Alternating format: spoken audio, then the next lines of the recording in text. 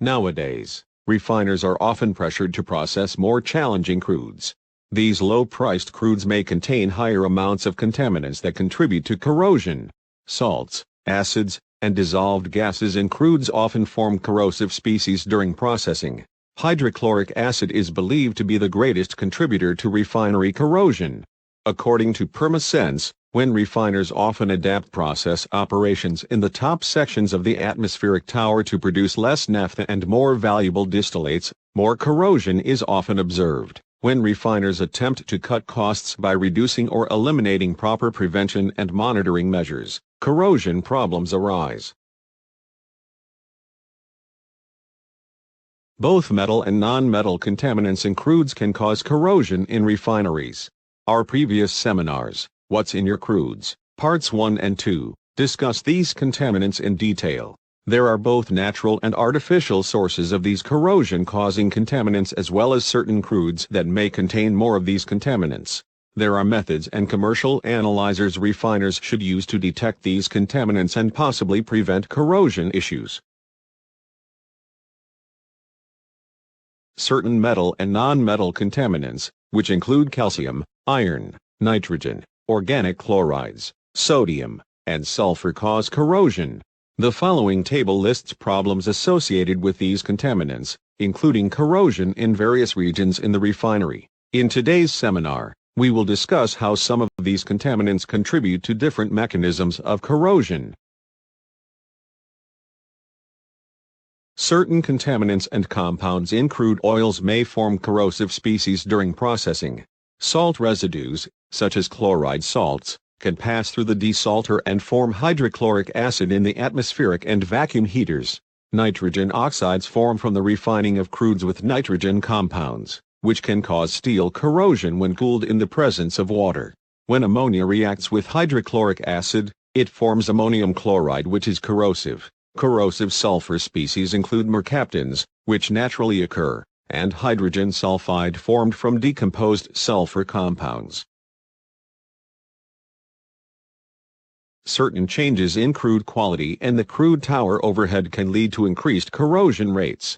Increases in the amount of hydrochloric acids and other mineral acid species such as organic acids and weak acids, as well as changes in the formation temperature of ammonium chloride and ammonium chloride salts, increase corrosion rates. According to a computer model of the CDU distillation tower overhead system from a study by PermaSense, various factors, including water dew point temperature and location in the system, vapor-liquid equilibrium behavior of ionic species as water condenses, conditions such as pH and concentrations at the initial water dew point, and the thermodynamics and kinetics of amine and ammonium chloride salt formation, affect corrosion rates. Overhead aqueous phase corrosion occurs due to the formation of acids, in particular hydrochloric acid, in the presence of water. This type of corrosion often occurs in crude units, vacuum units, and hydrotreater stripper units. This type of corrosion is most severe at the dew point, and the temperature where this occurs depends on the partial pressure of the water and the absolute pressure of the system. Hydrochloric acid forms when hydrogen chloride gas dissolves and when organic chlorides thermally degrade.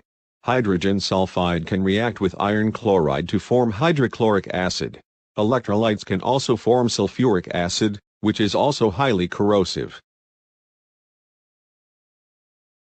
Corrosion can occur in overhead condensation systems when ammonium chloride deposit into its surface. Ammonium chloride is formed when ammonia and hydrochloric acid react. This type of corrosion is common in overhead lines, trays of the column, pump-round lines and condensers. Because ammonium chloride become adhesive even in the presence of a small amount of water, it will accelerate corrosion activity due to underdeposit metal loss. Ammonia is often used as a neutralizer, but should not be used for crudes with a hydrogen sulfide concentration exceeding 20 to 30 parts per million. In water-based systems, such as amine systems, multiple species can produce corrosive compounds. Carbon dioxide has a high solubility and can form weak acids in amine-based systems. Carbon dioxide also increases corrosion by forming salts with amines used to remove acid gases. hindering their ability to reduce corrosive compounds. Hydrogen sulfide can corrode iron and form ferrous sulfide. While the ferrous sulfide can actually protect against further corrosion, it is easily removed by high velocities and stronger ions.